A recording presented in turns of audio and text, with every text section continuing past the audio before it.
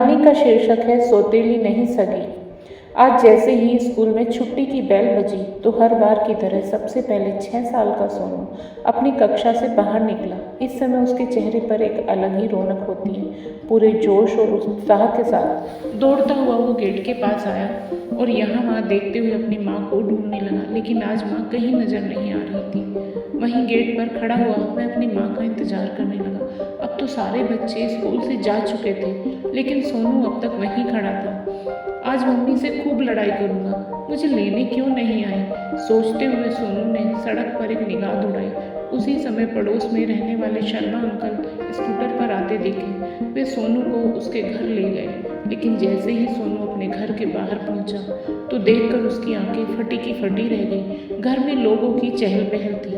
वह अंदर आया और हैरानी से यहाँ वहाँ देखते हुए जोर से चिल्लाने लगा, मम्मी आप कहाँ हो, यह सब क्या हो रहा है। माँ को ढूंढती हुई उसकी मासूम नजरें अपने पापा पर पड़ी और वो हैरान था कि उसके पापा, जिनकी आंखों में उसने आज तक एक आंसू नहीं देखा था, वही पापा आज दहाड़े मार मार कर रो रहे थे। उसकी दादी और रेणुका चाची आस पड़ोस की औरतें के गले लग लग के खूब रो रही थी, लेकिन सोनू अब भी भीड़ में अपनी माँ को ढूंढ रहा था। तभी उसकी नज़र सफ़ेद चादर में लिपटी उसकी माँ की ओर गई। वह तुरंत दौड़ता हुआ गया और बोला, मम्मी आप आज मुझे लेने क्यों नहीं आई और आप यहाँ क्यों लेटी हैं। पापा क्या हुआ, मम्मी को कुछ बोलती क्यों नहीं हो। दादी आप ही बताओ ना, क्या हो रहा है ये सब। सोनू रोते हुए पूछने लगा, लेकिन न तो उसके पापा के पास और न ही दादी के पास उस मासूम के सवाल का कोई जवाब था। मम्मी उठो ना, मुझसे नाराज हो क्या, अब से मैं आपका सारा कहना मानूंगा। कहते हुए सोनू जोर जोर से रोने लगा। उसके पिता आदित्य से उसकी यह हालत देखी नहीं गई तो बेटे को सीने से लगा लिया। उसके बाद काफ़ी देर पिता के सीने से चिपक कर सोनू रोता रहा। उसे यकीन नहीं हो रहा था कि उस पर इतना प्यार लुटाने वाली माँ आज उसकी चीख पुकार सुनकर भी क्यों नहीं उठी थी। आज सुबह की ही तो बात थी जब कोमल अपने बेटे सोनू को स्कूटर पर स्कूल छोड़ने गई थी और वहीं से बिजली का बिल भरने चली गई, लेकिन रास्ते में तेज गति से चले आ रहे एक ट्रक से उसके स्कूटर की टक्कर हो गई। टक्कर इतनी जोरदार थी कि कोमल उछलकर सड़क के दूसरे किनारे जा गिरी। उसी समय उसने दम तोड़ दिया। इधर जब परिवार के लोगों तक ये बात पहुंची तो उन पर तो जैसे दुखों का पहाड़ ही टूट पड़ा था। बड़ी मुश्किल से खुद को संभालते हुए आदित्य ने अपनी पत्नी कोमल को अंतिम विदाई दी और जब घर लौटा तो तमाम रिश्तेदारों की उपस्थिति के बावजूद घर उसे खाली खाली सा लग रहा था। धीरे धीरे दिन बीतने लगे, लेकिन घर का माहौल जो का त्यों बना रहा। एक ओर जहाँ आदित्य दुख के सैलाब में डूबा हुआ था तो वहीं उसका बेटा सोनू अपनी माँ की ममता भरे स्पर्श को तरस रहा था।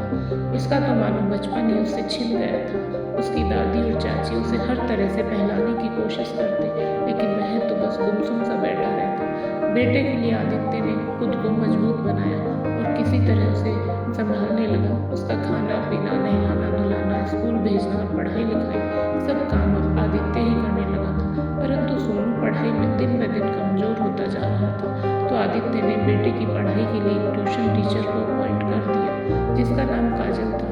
पहले दिन जब वह सोनू को पढ़ाने के लिए घर आई तो सोनू उससे पढ़ने को तैयार ही नहीं था। उसे तो केवल अपनी माँ से ही पढ़ने की आदत थी, लेकिन काजल ने अपने प्रयास जारी रखे और कुछ ही दिनों के भीतर ही सोनू पढ़ाई में कुछ हद तक ध्यान देने लगा था। धीरे धीरे सोनू काजल के साथ घुलने मिलने लगा था। जिस समय काजल उसे पढ़ाने आती तो वह आराम से पढ़ने बैठ जाता था, लेकिन अक्सर माँ को याद करके खींचने और चिड़चिड़ाने लगता, जिद करने और रोने लगता। इधर आदित्य भी अंदर से पूरी तरह से टूट चुका था। उन दोनों को ऐसे देखकर आदित्य की माँ शांति जी बहुत चिंतित रहती थी। एक दिन उनके मन में एक विचार आया और उन्होंने अपने बेटे आदित्य से उसकी दूसरी शादी की बात की, लेकिन आदित्य ने इस बात से साफ इनकार कर दिया। आखिर अपनी पत्नी कोमल की जगह मैं किसी को देने के बारे में सोच भी कैसे सकता हूँ, आदित्य बोला। तो शांति जी ने कहा, बेटा मैं तुम्हारी बात समझती हूँ, लेकिन इस सच से भी इनकार नहीं किया जा सकता कि इस उम्र में सोनू को माँ की ज़रूरत है और तुम्हें एक जीवन साथी की। लेकिन माँ, इस बात की क्या गारंटी है कि सौतेली माँ सोनू को उतना ही प्यार करेगी जितना कोमल उसे करती है। आदित्य ने कहा तो उसकी भाभी रेणुका भी बोली, हाँ माँ जी, सौतेली माँ तो आखिर सौतेली ही होती है। तो कभी हमारे सोनू को एक सगी माँ का की तरह प्यार नहीं करेगी। तो शांति जी ने कहा, आदित्य, मैं तुम्हारी शादी किसी और से नहीं बल्कि काजल से करवाना चाहती हूँ, और काजल के स्वभाव से तो हम सब लोग परिचित हो ही चुके हैं। क्यों रेणुका बहू, ठीक है ना? अब रेणुका कुछ न बोल पाई, या यूँ कहे कि उसने कुछ कहना उचित नहीं समझा। माता पिता और भाई द्वारा समझाए जाने पर आदित्य ने शादी के लिए हाँ कर दी। गरीब माँ बाप की बेटी काजल बहुत ही अच्छे स्वभाव की और संस्कार युक्त लड़की थी। उसके साथ भी किस्मत ने एक अजीब खेल रचा था। माँ बाप ने बड़ी मुश्किल से उसे पढ़ा लिखा कर बड़ा किया। 20 वर्ष की उम्र में एक अच्छा रिश्ता देखकर उसकी शादी कर दी थी। सोचा था कि बेटी सुखी रहेगी, लेकिन भगवान को शायद कुछ और ही मंजूर था। शादी के 5 वर्ष बाद भी जब काजल की गोद सूनी रही तो उसके पति ने उसे तलाक दे दिया। उसके बाद उसने कभी शादी के बारे में नहीं सोचा, लेकिन माता पिता को अंदर ही अंदर उसकी चिंता खाए जा रही थी। आज तलाक के 1 साल बाद जब आदित्य का रिश्ता काजल के लिए आया तो उसके माता पिता खुशी से फूले न समाये, परंतु काजल दूसरी शादी नहीं करना चाहती थी। पहले एक बांझ होने के कलंक से वो उबर नहीं पाई थी, अब ऊपर से सौतेली माँ नाम का कलंक उसके माथे हमेशा लगा रहेगा। उसकी उलझन का समझते हुए उसकी माँ ने कहा, देख बेटा, हम लोग तो पेड़ के डाल पर लटके पके फल की तरह हैं, जो कब पेड़ से गिर जाए कुछ नहीं पता। तेरी शादी हो जाएगी तो अपने परिवार के साथ सम्मान से जी पाएगी। माता पिता की बातों में उसके लिए फिक्र झलक रही थी, तो चाहकर भी काजल उनके समक्ष अपनी असहमति न जता पाई। 2 दिन बाद काजल और आदित्य की शादी बड़े ही सरल तरीके से करवा दी गई। शादी वाले दिन सोनू बहुत उत्साहित था, क्योंकि उसे बताया गया था कि आज उसे उसकी माँ मिल जाएगी। जब काजल आदित्य के साथ दुल्हन के रूप में घर के अंदर आई तो उसने चेहरे पर घूंघट किया हुआ था। शांति जी ने सोनू को कहा, बेटा, ये तुम्हारी माँ है। यह सुनकर सोनू दौड़ता हुआ आया और उसे अपनी माँ कोमल समझकर माँ माँ कहते हुए उससे लिपट गया, लेकिन घूंघट हटाकर जैसे ही काजल उसे प्यार जताते हुए अपनी बाहों में लेने लगी तो उसे देखते ही सोनू उससे अलग हो गया और बोला, नहीं, यह मेरी मम्मी नहीं हो सकती, यह तो काजल आंटी है। आपने तो कहा था कि आज मेरी मम्मी आएगी, मेरी मम्मी कहाँ है? सोनू चिल्लाया और रोते हुए अपने कमरे में चला गया। सोनू को चुप कराने के लिए उसकी चाची रेणुका उसके पीछे पीछे जाने लगी। सोनू का रवैया देखकर काजल की आंखें आंसुओं से भर आई तो शांति जी बोली, बहू, तुम चिंता मत करो, तुम तो जानती हो सोनू अभी तक अपनी माँ को भुला नहीं पाया है। धीरे धीरे वह तुम्हें अपना लेगा, बस उसकी बातों का बुरा मत मानना। तो काजल बोली, बिल्कुल नहीं माँ जी, मैं जल्दी ही सोनू के दिल में अपनी जगह बना लूँगी, मैं आपसे वादा करती हूँ। ये बात सुनकर शांति जी ने अपनी नई नवेली बहू को अपने गले से लगा लिया। अब उन्हें उम्मीद थी कि उनके बेटे और पोते की जिंदगी फिर से पटरी पर आ जाएगी। इधर सासू माँ का अपनापन देखकर काजल को भी हिम्मत मिली। परिवार के बाकी सब लोग अपने अपने कामों में व्यस्त हो गए, लेकिन शांति जी ने पूरे रस्म रिवाज के साथ अपनी बहू का स्वागत किया। इधर अपने बेटे की हालत देखकर आदित्य के मन में बहुत सी बातें आ रही थी। सोच रहा था कि कैसे समझाए काजल को कि सोनू का पूरा ख्याल रखे, उसे अपनी माँ की कोई कमी महसूस न होने दे। साथ ही मन में यह भी डर था कि कहीं काजल उसकी बातों का बुरा न मान जाए। लेकिन फिर उसके मन में ख्याल आया कि क्यों ना सब कुछ समय पर ही छोड़ दिया जाए। समय और हालात एक इंसान को जितनी कुशलता से सिखा पाते हैं, इंसान तो लाख कोशिशों के बाद भी नहीं सिखा पाता। अगली सुबह जब काजल तैयार होकर बाहर आई तो देखा कि उसकी देवरानी रेणुका नौकरी पर जाने के लिए तैयार खड़ी थी और इधर आदित्य सोनू को स्कूल भेजने के लिए तैयार कर रहा था। रसोई में शांति जी काम कर रही थी। सासू माँ को अकेले काम करते देख काजल तुरंत रसोई घर में चली आई, पैर छूकर आशीर्वाद लिया और जल्दी जल्दी सारा काम करवाने लगी। अरे बहू, कल ही तुम्हारी शादी हुई है, कुछ दिन आराम करो, कहते हुए शांति जी ने उसे काम करने से मना किया। लेकिन काजल नहीं मानी और थोड़ी देर में ही सारा काम निपटा दिया। 1 सप्ताह बीत चुका था। अब काजल पूरी तरह से उस घर में रच बस गई थी। आदित्य और काजल भी एक दूसरे को समझने लगे थे, परंतु सोनू का मन अभी तक काजल को माँ मानने को तैयार ही नहीं था। इस समस्या का हल निकालने के लिए शांति जी ने एक युक्ति लगाई। आज सोमवार था। स्कूल जाने के लिए सोनू उठ चुका था, लेकिन तैयार होने के लिए उसे किसी की मदद की ज़रूरत थी। बारी बारी से वो सभी कमरों में झांक रहा था। ना तो कहीं उसे दादी दिखाई दी, ना ही उसके पापा, और उसकी चाची अब तक नौकरी पर जा चुकी थी। केवल काजल ही रसोई घर में खड़ी हुई थी। सोनू का मनपसंद नाश्ता तैयार करके उसके टिफ़िन पैक किया और अपने कमरे में चली गई। बेड पर चादर बिछाते हुए उसे महसूस हुआ कि दरवाजे पर कोई खड़ा है। काजल ने मुड़कर देखा तो पीछे स्कूल ड्रेस पहने हुए सोनू खड़ा था, अपने छोटे छोटे हाथों में टाई बेल्ट और जूते लिए। अरे सोनू, आओ ना, वहाँ क्यों रुक गए? सोनू चुपचाप अंदर आ गया। काजल समझ गई कि घर में किसी को न पाकर वह तैयार होने के लिए उसके पास आया है, लेकिन वह चाहती थी कि सोनू उसे यह बात खुद कहे, इसलिए वापस बिस्तर ठीक करने लगी। लेकिन सोनू चुपचाप वहीं खड़ा रहा। तो आखिरकार काजल ने ही पूछा, सोनू, किसी काम के लिए आए थे तुम? आंटी, दादी कहाँ गई है? पापा भी नहीं है। क्या आप मुझे तैयार कर दोगे?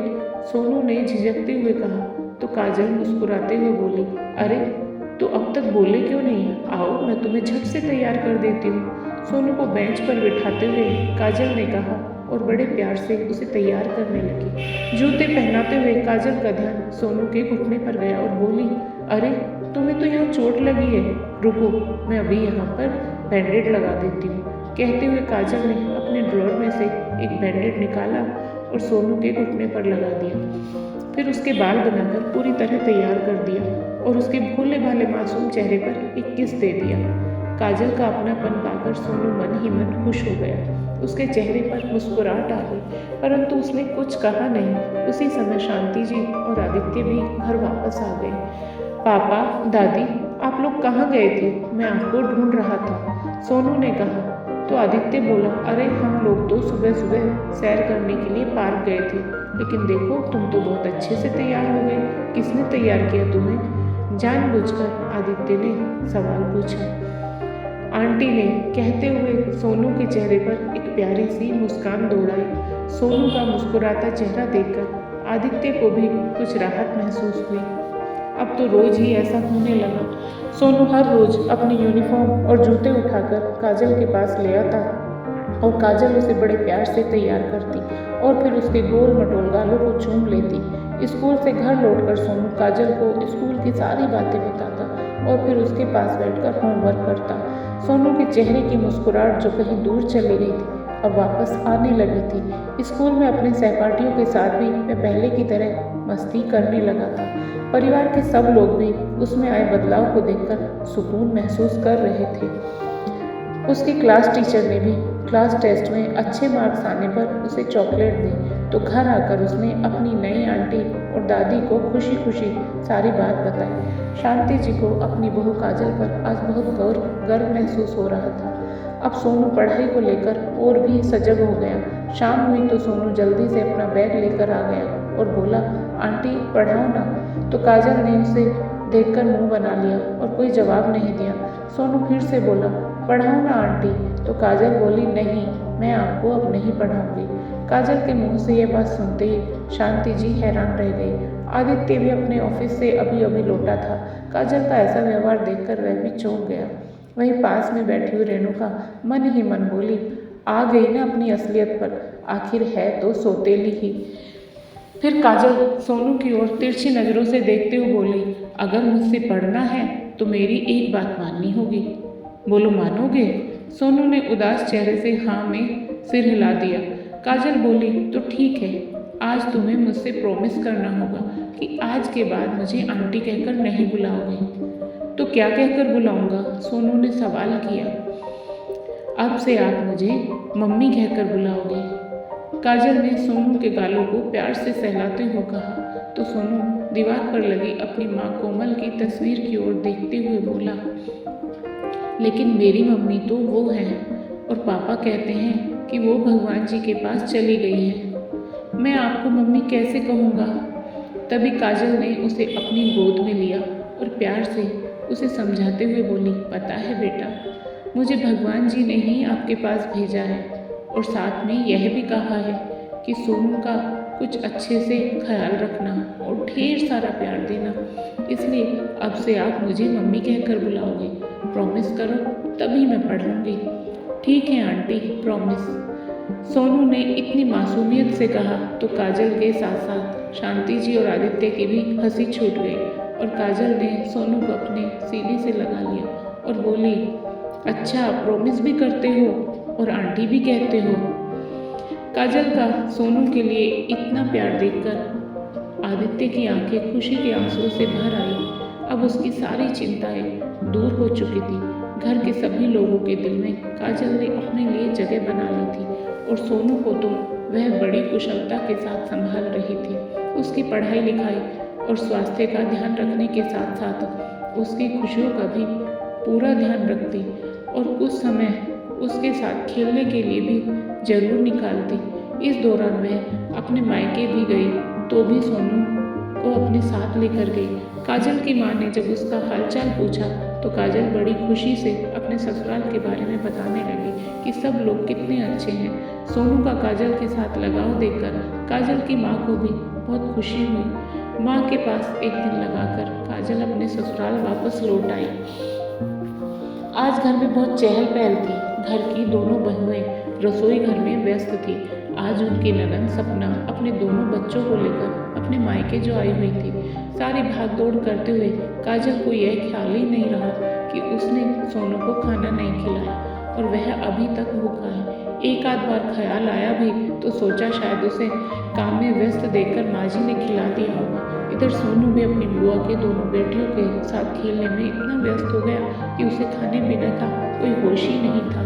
थोड़ा बहुत काम करके रेणुका सपना के पास जाकर बैठ गई और बातें करने लगी, जबकि काजल बर्तनों का ढेर धोने में लग गई। रसोई का सारा काम निपटाकर जब वह कमरे में गई तो उसकी ननद और देवरानी आपस में कुछ बातें कर रही थी, लेकिन उसे देखते ही एकदम चुप हो गई। यह देखकर काजल को अजीब लगा, परंतु वह सब नज़रअंदाज करते हुए उसने सोनू से कहा, बेटा आपने खाना खा लिया ना?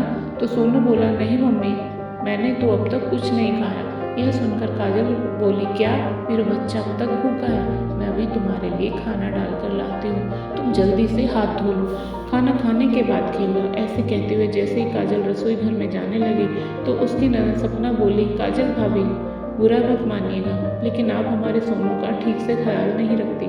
उसको खाना खिलाने तक का आपको ध्यान नहीं रहा।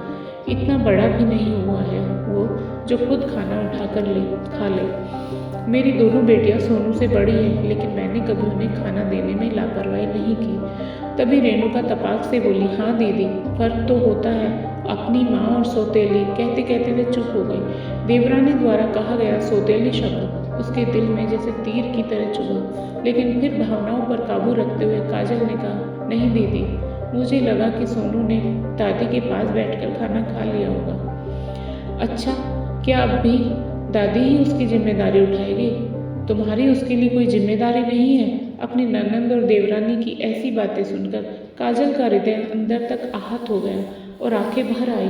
चुपचाप वह सोनू का हाथ पकड़कर अपने कमरे में ले गई और खाना डालने के लिए रसोई घर में आ गई। एकांत पाते ही उसके आंसुओं का जो सैलाब उसने अभी तक रोका हुआ था, सारे बंधन तोड़कर बह निकला।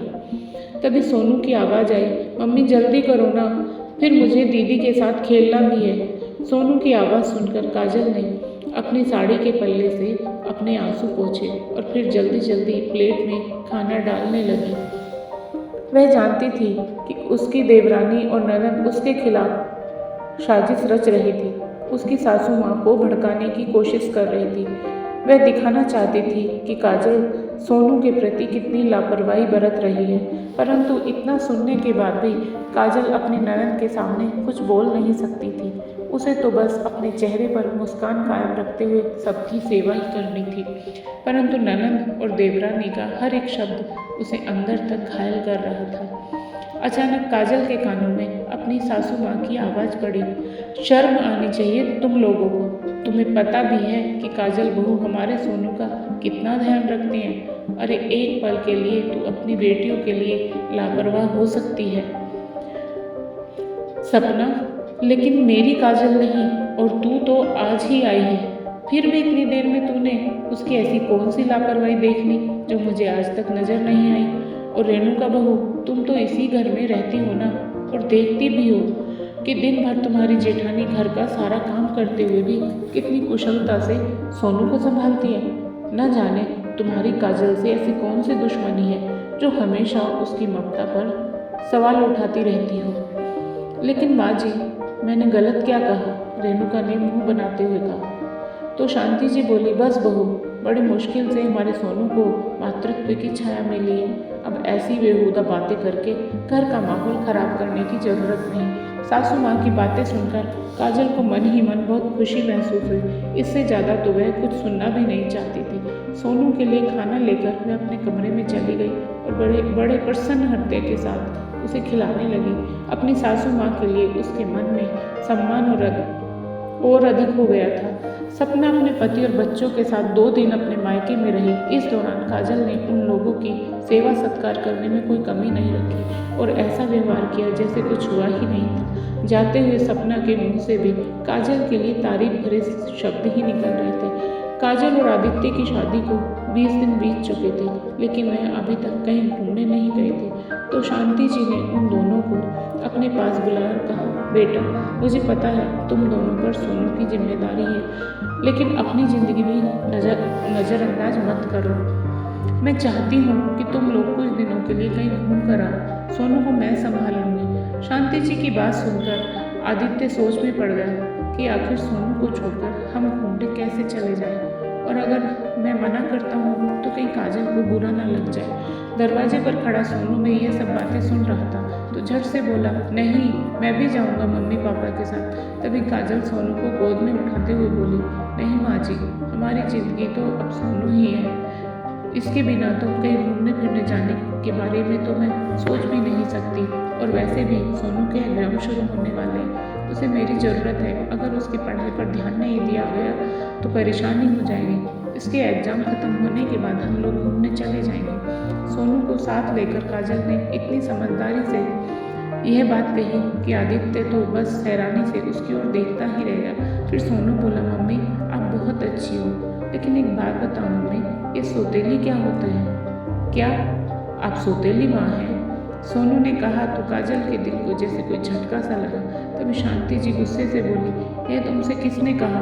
कहाँ से सीख आते हो यह सब बातें? तो सोनू मासूमियत से बोला, वो चाची ने बताया था कि मेरी माँ सौतेली है, तो मैंने भी पूछ लिया कि सौतेली क्या होती है। तो कहने लगी, सौतेली माँ वह होती है जो हमारी असली मम्मी नहीं होती, हमारा ख्याल नहीं रखती, हमसे प्यार नहीं करती। लेकिन दादी, मेरी मम्मी तो सौतेली नहीं है ना?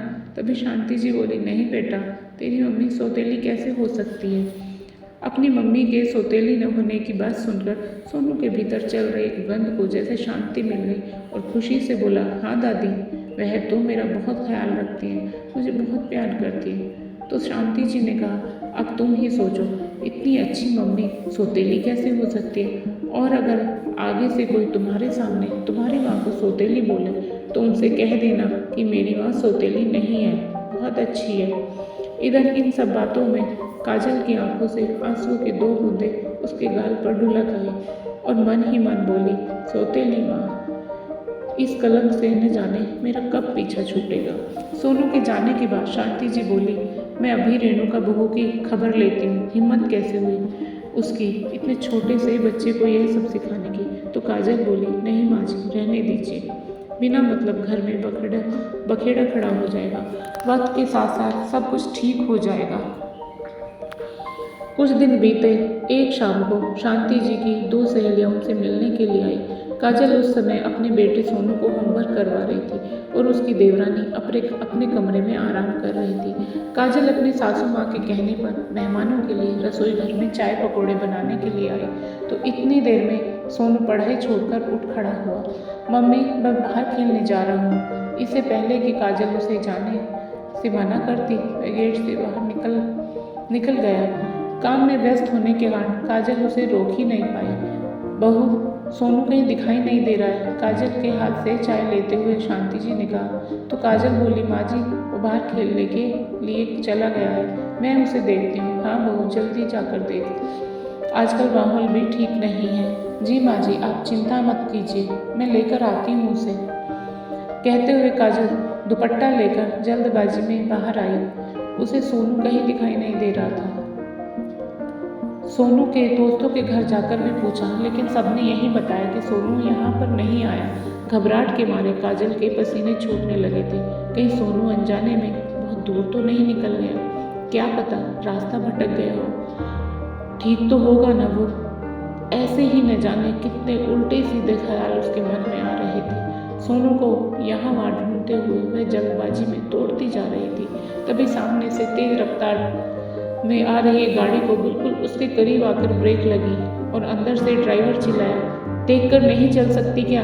मरने के लिए मेरी ही गाड़ी मिली थी, माफ़ कीजिएगा, मैं जल्दबाजी में थी।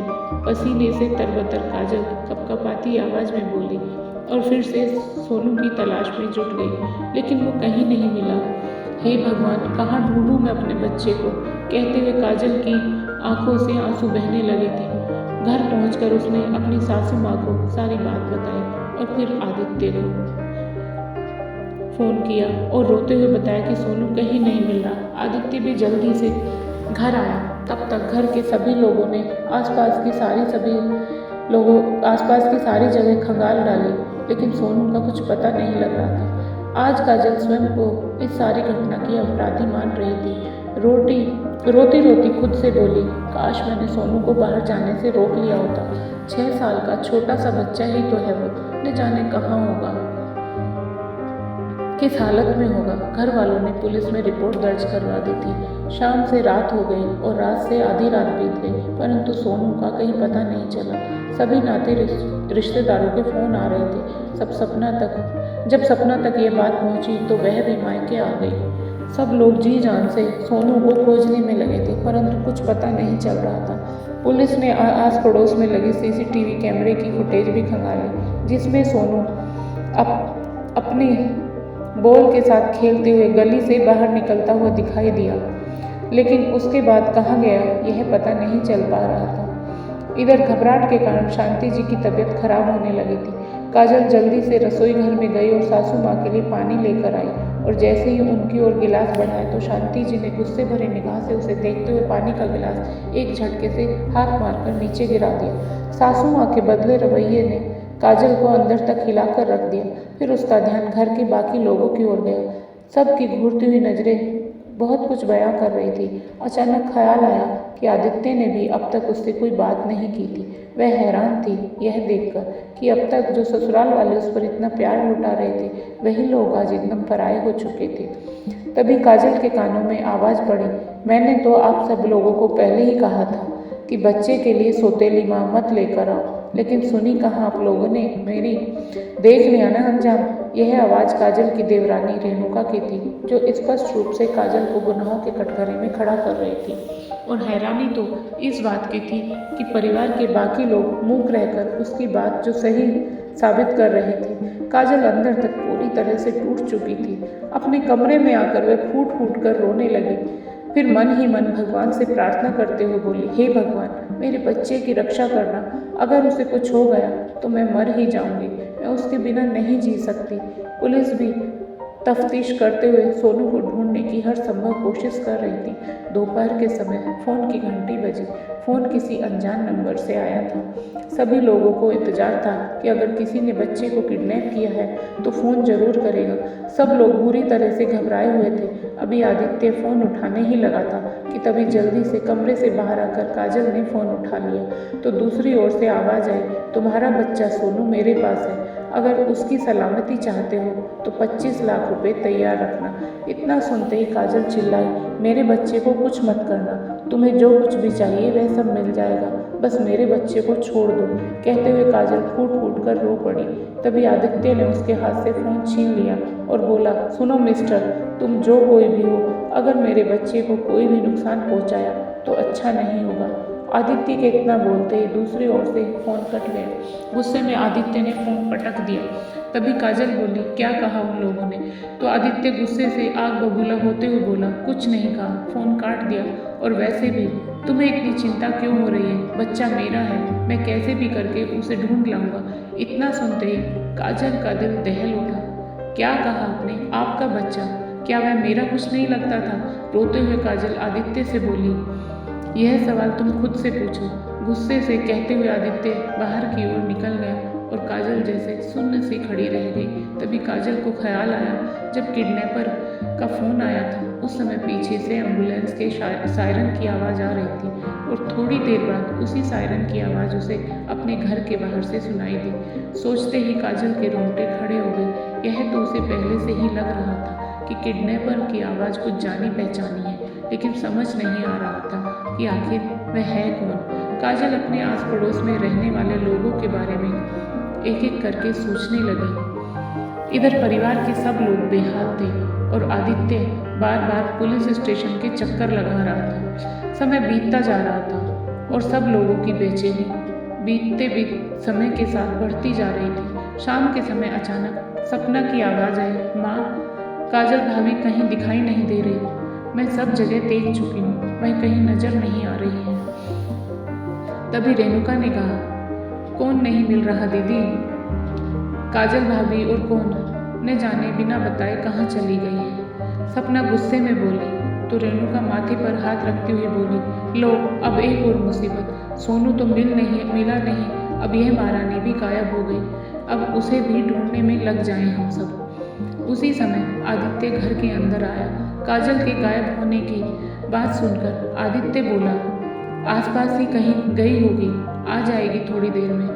और फिर गहरी सांस लेकर अपनी माँ के पास बैठ गया। बेटा कुछ पता चला सोनू का? शांति जी ने पूछा तो आदित्य ने कहा, कुछ पता नहीं चला, पर मैंने पैसों का इंतजाम कर लिया है। अब बस किडनैपर के फ़ोन का इंतजार है। कहते हुए आदित्य अपना फ़ोन चेक करने लगा कि कहीं किडनैपर ने कोई मैसेज तो नहीं भेजा, लेकिन देखते ही हैरान रह गया। उसके फ़ोन पर 3 मिस्ड कॉल थी। किडनैपर के 3 बार फ़ोन आया और मुझे पता ही नहीं चला। हैरान होते हुए आदित्य बोला और कॉल बैक किया। सब लोग परेशान थे कि आखिर किडनैपर का अगला कदम क्या होगा। बेल जाने लगी तो दूसरी ओर से एक व्यक्ति की आवाज़ आई, हेलो मिस्टर आदित्य, मैं इंस्पेक्टर वर्मा बोल रहा हूँ। आप जितनी जल्दी हो सके सिविल अस्पताल पहुँच जाइए। आपकी पत्नी काजल की हालत बहुत गंभीर है। सुनते ही आदित्य की आंखें फटी की फटी रह गई और फ़ोन हाथ से छूट गया। क्या हुआ भैया, किसका फ़ोन था? आदित्य के भाई ने पूछा तो आदित्य बोला, न जाने अभी और कौन कौन सी मुसीबत देखनी बाकी है। हमें अभी अस्पताल पहुंचना होगा। काजल आईसीयू में भर्ती है। कहते कहते आदित्य की आंखें भर आई। अपने भाई और जीजा जी के साथ आदित्य अस्पताल पहुंचा और तेजी से आईसीयू की तरफ बढ़ा, लेकिन आईसीयू के दरवाजे के बाहर उसने जो देखा उसे अपनी आंखों पर यकीन नहीं हुआ। उसका बेटा सोनू पुलिस इंस्पेक्टर के साथ बेंच पर उदास भाव से बैठा हुआ था। जैसे ही उसने अपने पापा और चाचू को आगे आते देखा तो दौड़कर उनकी टांगों से लिपट गया और रोने लगा। उसी समय डॉक्टर आईसीयू में जाने लगे तो आदित्य ने कहा, डॉक्टर साहब मेरी पत्नी काजल कैसी है? तो डॉक्टर ने कहा, देखिए उनकी बाजू पर तेज धारदार चाकू से कई वार हुए हैं, उनका खून काफ़ी बह गया है। हम हालात को नियंत्रित करने की पूरी कोशिश कर रहे हैं। सुनते ही आदित्य को तो जैसे काटो तो खून नहीं। तभी इंस्पेक्टर साहब उनके पास आए और बोले, मिस्टर आदित्य, आज आपका बेटा आपके सामने सही सलामत खड़ा है तो सिर्फ आपकी पत्नी काजल के कारण। आप नहीं जानते कि किस तरह अपनी जान पर खेलकर उन्होंने सोनू की जान बचाई है। क्या? आदित्य हैरानी से बोला तो इंस्पेक्टर ने उसे सारी बात बताई। दरअसल फ़ोन पर किडनैपर की जो आवाज़ काजल ने सुनी थी वह उसे जानी पहचानी लग रही थी। दिमाग पर जोर डाला तो उसे दूसरी गली में किराने की छोटी सी दुकान चलाने वाले किशोर पर शक हुआ। दुकान के ऊपर ही एक छोटा सा कमरा बना हुआ था जिसमें वह रहा करता था। सोनू अक्सर उसके साथ उसकी दुकान से टॉफ़ी चॉकलेट खरीद कर लाया करता था। काजल ने इस बारे में बताने के लिए आदित्य को फ़ोन किया, लेकिन नाराज़गी के कारण आदित्य ने फ़ोन नहीं उठाया।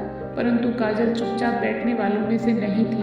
वह अपनी सासू माँ के पास गई और बताया कि उसे पड़ोस में रहने वाले किशोर पर शक है। तो उसी समय पास बैठी रेणुका बोली, वैसे भाभी एक बात कहूँ, मुझे तो आप पर भी शक हो रहा है। कहीं पैसों के चक्कर में आपने ही सोनू को। स्वयं पर इतना घिनौना आरोप लगते देख काजल अंदर तक सिहर उठी उसके पैर लड़खड़ाने लगे थे। शांति जी ने भी चुप्पी साधी हुई थी, लेकिन उसने स्वयं को कमजोर नहीं पड़ने दिया। बिना किसी से कोई बात किए वह चुपचाप घर से बाहर निकली और उस गली तक पहुंची। किसी को शक न हो इसलिए उसने साड़ी के पल्लू से अपना चेहरा ढका हुआ था। उसी समय उसे किशोर अपनी साइकिल पर कहीं जाता हुआ दिखा। काजल के कदम तेज हो गए। देखा तो दुकान पर ताला लगा था। हिम्मत जुटाकर वह सीढ़ियाँ चढ़कर ऊपर गई। कमरे का दरवाजा भी बंद था, लेकिन कमरे के अंदर से कुछ ऐसी आवाज़ें आ रही थी जिन्हें सुनकर उसे वहाँ किसी के होने का आभास हुआ। उसने दरवाज़ा खटखटाया तो भीतर से कुछ गिरने की आवाज़ आई। अब उसका शक यकीन में बदलता जा रहा था। उसने जल्दी से इंस्पेक्टर को फ़ोन किया और अपनी लोकेशन भेजकर जल्द से जल्द वहाँ आने को कहा। काजल की नज़र पास पड़ी एक ईंट पर गई। उसने तुरंत ईंट उठाकर ताला तोड़ने की कोशिश की। ताला भी बहुत ज़्यादा मजबूत नहीं था, इसलिए कुछ ही देर के प्रयास करने के बाद आखिरकार टूट ही गया। जैसे ही दरवाज़ा खोला तो सामने का नज़ारा देखकर काजल की हैरानी का ठिकाना न रहा। उसके मासूम से बच्चे सोनू को कुर्सी पर बड़ी बेरहमी से बांधा गया था। उसके मुंह पर टेप लगी हुई थी ताकि वह आवाज़ न कर सके। ऊपर से नीचे तक पसीने से तरबतर उस नन्हे से बच्चे की आंखों से आंसू बह रहे थे। उसे ऐसी हालत में देखकर काजल का दिल दहल उठा। जल्दी से उसने रस्सियाँ खोली तो सोनू रोते हुए अपनी माँ के गले लग गया। जल्दी से सोनू को गोद में उठाकर जैसे ही वो दरवाजे की तरफ भागने लगी, तभी सामने किशोर को खड़े देख उसके हाथ पांव फूल गए। उसे देखते ही सोनू अपनी माँ से कसकर चिपक गया। फिर किशोर बोला, बच्चे को यही छोड़ दे, नहीं तो अच्छा नहीं होगा। ये सुनकर काजल जोर से चिल्लाई, तुम इंसान हो या हैवान? क्या बैर है इस छोटे से बच्चे से तुम्हारा? मुझे तो सिर्फ पैसे से मतलब है।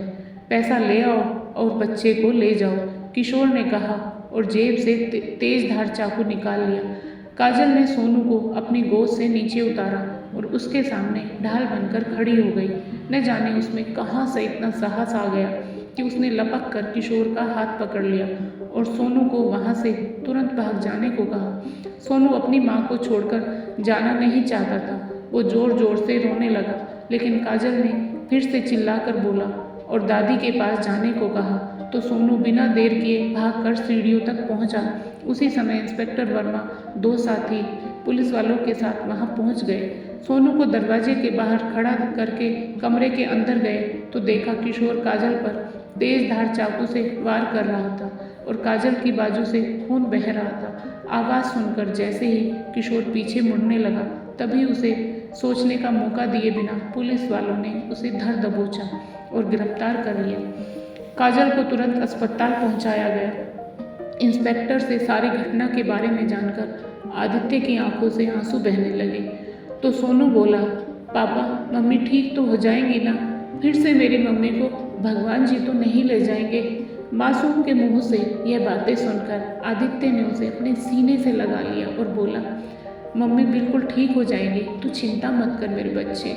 उसी समय डॉक्टर आईसीयू से बाहर आए और बोले, मिस्टर आदित्य, अब आपकी पत्नी खतरे से बाहर है। यह सुनकर आदित्य की सांस में सांस आई। थोड़ी ही देर में काजल को प्राइवेट रूम में शिफ्ट कर दिया गया। इधर सोनू के चाचा ने घर पर फ़ोन करके सब कुछ बता दिया तो शांति जी रेणुका और सपना के साथ जल्दी से अस्पताल पहुंचे। जब वे लोग काजल के पास गए तो देखा सोनू अपनी माँ के साथ चिपक कर लेटा हुआ था और बड़े सुकून से सो रहा था। शांति जी ने भरी आंखों से कहा, बहू तुम्हारी निस्वार्थ सेवा और प्रेम के बावजूद भी हम लोग तुम्हें नहीं समझ पाए और मुसीबत के समय तुमसे नज़रें फेर ली। तो रेणुका बोली, नहीं माँ जी, भाभी की सबसे बड़ी अपराधी तो मैं हूँ जिसने हमेशा एक माँ की ममता पर सवाल उठाया, हमेशा सौतेली कहकर उन्हें अपमानित किया। मुझे माफ़ कर दो भाभी।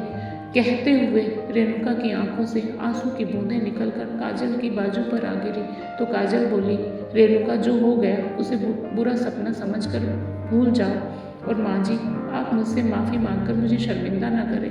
अभी ये सब बातें चल ही रही थी कि तभी काजल की दवाइयाँ लेकर आदित्य कमरे में आया और किसी छोटे बच्चे की तरह दोनों हाथों से अपने कान पकड़कर खड़ा हो गया। उसे देखते ही काजल की हंसी छूट गई और उसके साथ ही पूरा कमरा हंसी ठाकों से गूंज उठा।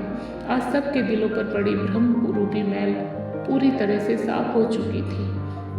दोस्तों, आपको ये कहानी कैसी लगी कृपया कमेंट करके अवश्य बताएं और यदि अच्छी लगी हो तो कहानी को लाइक करें, चैनल को सब्सक्राइब करें।